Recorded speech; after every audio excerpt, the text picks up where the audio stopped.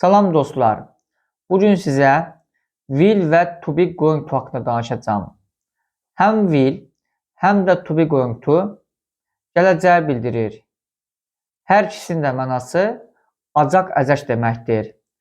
Bəs will və to be going to arasında fərq varmı? Bəli, var.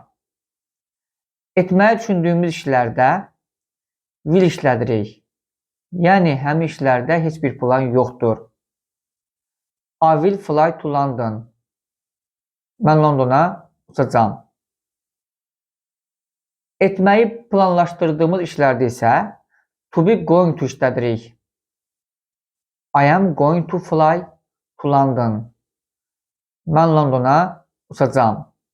Bu cümlədə plan var. Yəni, mən biletimi almışam, hər şeyimi hazırlamışam və mütləq Londona uçacağam deməkdir.